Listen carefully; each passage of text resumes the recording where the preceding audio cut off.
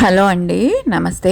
Welcome back to my channel. తాటిపళ్ళు rainy సీజన్లోనే దొరుకుతాయని మనందరికీ తెలుసు. ఈ వీడియోలో నేను రెయినీ సీజన్లోనే కాకుండా త్రూ అవుట్ ఇయర్ అంతా ఎప్పుడు తినాలనిపిస్తే అప్పుడు చేసుకోగలిగే విధంగా, అలాగే తాటిపళ్ళు దొరకని వాళ్ళు కూడా ఏమాత్రం టెన్షన్ పడకుండా చాలా ఈజీగా చేసుకొని తినగలిగే తాటి రొట్టె, తాటి కుడుములు ఈ వీడియోలో చూపిస్తున్నానండి.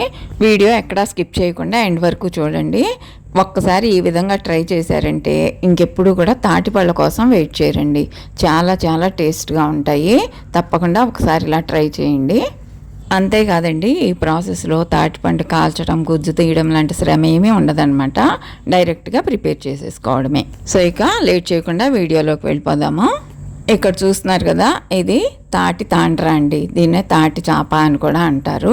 ఇది తాటి గుజ్జుతోనే తయారు చేస్తారు. తాటి పళ్ళ నుంచి గుజ్జును తీసి చాపల మీద పొరల పొరల కింద గుజ్జుని ఎండబెడతారండి. బాగా ఎండిన తర్వాత ఈ విధంగా ముక్కల్లాగా కట్ చేసి మార్కెట్లో అమ్ముతారు. ఇది చాలా ఈజీగా అవైలబుల్గా ఉంటుందండి. దీంతోనే నేను ఇప్పుడు తాటి రొట్టె, తాటి కుడుములు తయారు చేసి చూపిస్తున్నాను. నేను ఇక్కడ 1/3 పార్ట్ తీసుకున్నానండి. దాన్ని ఈ విధంగా ముక్కల కింద కట్ చేసుకున్నాను. మిగిలిన దాంతో తర్వాత ఇంకెప్పుడైనా తినాలనిపించినప్పుడు ప్రిపేర్ చేసుకుంటాను. ఇప్పుడు ఈ ముక్కల్లోకి కొంచెం వాటర్ యాడ్ చేసుకుంటున్నాను. మరీ ఎక్కువ వాటర్ యాడ్ చేయ అవసరం లేదండి. ముక్కలు మునిగే వరకు యాడ్ చేసుకుంటే సరిపోతుంది. 15-20 మినిట్స్లో నానిపోతాయండి. మిగిలిన ఈ తాటి చాపని కవర్లో పెట్టి ఫ్రిడ్జ్లో పెట్టుకుంటున్నాను. దీని మీద మూత పెట్టేసి ఒక పక్కన పెట్టేద్దాము. 20 మినిట్స్ అయిందండి. చూస్తున్నాను, చక్కగా నానిపోయి ఉంటాయండి. మనం ముక్క పట్టుకుంటే పేస్ట్ లాగా ఈ విధంగా అయిపోవాలన్నమాట. ఇప్పుడు ఈ ముక్కల్ని వాటర్తో సహా మిక్సీ జార్లో కలెక్ట్ చేసుకొని గ్రైండ్ చేసుకుంటే యూనిఫామ్ పేస్ట్ లాగా ప్రిపేర్ అవుతుందండి.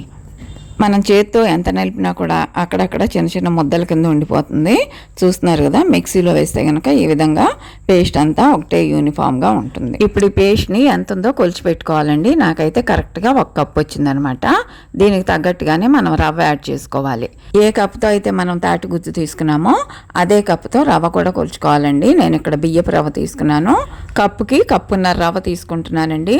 ఇడ్లీ రవ్వ కూడా తీసుకోవచ్చు. నేనైతే ఇక్కడ బియ్యపు రవ్వ తీసుకున్నాను. ఇప్పుడు ఈ రవ్వ మీద కాస్త నీళ్లు చల్లుకుంటూ తడుపుకోవాలండి. రవ్వ బాగా తడవాలన్నమాట. ఇలా తడుపుకున్న ఈ రవ్వని 2-3 గంటలు అలా వదిలేయాలండి. యాక్చువల్గా అయితే ముందే రవ్వ ప్రిపేర్ చేసుకొని ఆ తర్వాత తాటిగుజ్జు ప్రిపేర్ చేసుకోవచ్చు. కాకపోతే తాటిగుజ్జు ఎంత వస్తుంది అనేది మనకు లెక్క తెరవాలి కాబట్టి ముందుగా గుజ్జు ప్రిపేర్ చేసుకున్నాము. 2 గంటలు అయిపోయిందండి. ఇప్పుడు ఒక మిక్సింగ్ బౌల్లోకి తాటిగుజ్జు తీసుకుంటున్నాను.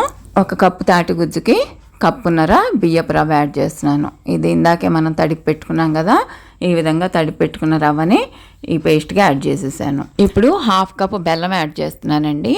మీరు తినే తీపిని బట్టి ఇంకొంచెం కావాలనుకుంటే యాడ్ చేసుకోవచ్చు. తాటిగుజ్జులోనే తీయదనం ఉంటుంది కాబట్టి మరీ ఎక్కువేమీ పట్టదు. కొంతమంది ఇలాచీ పౌడర్ కూడా యాడ్ చేస్తారండి. నేనైతే యాడ్ చేయను, ఎందుకంటే తాటిపళ్ళ ఫ్లేవర్ని ఇలాచీ డామినేట్ చేస్తుంది. నాకైతే తాటిపళ్ళ న్యాచురల్ ఫ్లేవరే ఇష్టమండి. కొంతమంది పచ్చి కొబ్బరి తురుము కూడా కలుపుకుంటారు. కావాలనుకుంటే అది కూడా కలుపుకోవచ్చు. ఇలా కలుపుకున్న తర్వాత మూత పెట్టేసి ఈ బౌల్ని 1 గంట పాటు అలా వదిలేయాలి. గంట అయిందండి. రవ్వ, తాటిగుజ్జు, బెల్లం ఒకదానికొకటి పట్టి రొట్టె ప్రిపేర్ చేసుకోవడానికి రెడీగా ఉందన్నమాట. ఇప్పుడు స్టవ్ మీద మందపాటి పెనం పెట్టుకుని ఆయిల్ హీట్ చేసుకోవాలి. ఆయిల్ హీట్ ఎక్కిన తర్వాత ఈ రవ్వ మిశ్రమాన్ని ఈ విధంగా రొట్టెలాగా మందంగా వేసుకోవాలండి. నేనైతే ఇక్కడ చిన్న సైజుదే వేసుకుంటున్నాను. దీని మీద మూత పెట్టేసి లో ఫ్లేమ్లో మగ్గించుకోవాలండి. హై ఫ్లేమ్ అస్సలు పెట్టకూడదు.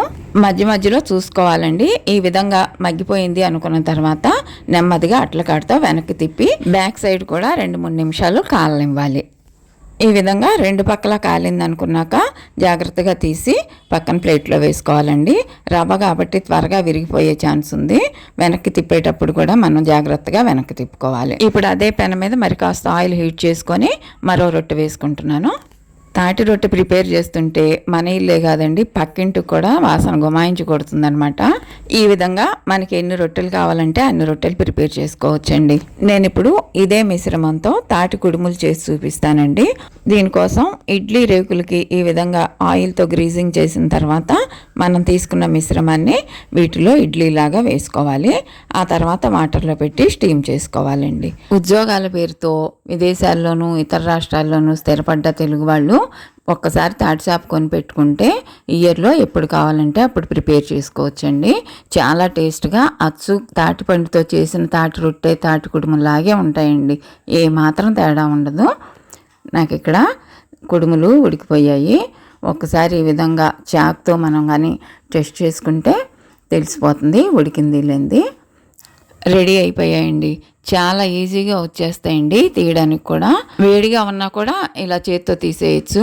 ఇదే విధంగా తాటి తాండ్రతో ప్రిపేర్ చేసిన తాటి గుజ్జులో బియ్యపు రవ్వ బదులు బొంబాయి రవ్వ కలిపి తాటి గారెలు తాటి బూరెలు కూడా ప్రిపేర్ చేసుకోవచ్చండి. తాటి పండుతో చేసే అన్ని రకాల రెసిపీస్ ఈ తాటి తాండ్రతో ఈజీగా ప్రిపేర్ చేసుకోవచ్చండి. అదే టేస్ట్ ఉంటుంది. ప్రెగ్నెంట్ లేడీస్కి తినాలనిపిస్తే చక్కగా అప్పటికప్పుడు తాటి తాండ్రతో ఈ విధంగా ప్రిపేర్ చేసి పెట్టొచ్చండి. ఈ తాటి రొట్టె తాటి కుడుములు 2 days వరకు నిల్వ ఉంటాయండి. ఇవి అప్పటికప్పుడు కంటే నెక్స్ట్ డేకి చాలా బాగుంటాయి. ఓకే అండి, వీడియో చూసినందుకు ధన్యవాదాలు. ఈ రెసిపీ మీకు కూడా నచ్చినట్లయితే తప్పకుండా లైక్ చేయండి. అలాగే మీ అభిప్రాయాలను కామెంట్ సెక్షన్లో షేర్ చేయండి. మరిన్ని వీడియో అప్డేట్స్ కోసం నా ఛానల్ సబ్స్క్రైబ్ చేయడం మాత్రం అస్సలు మర్చిపోకండి. మరో మంచి వీడియోతో మీ ముందుంటాను. అంతవరకు సెలవండి మరి. నమస్తే.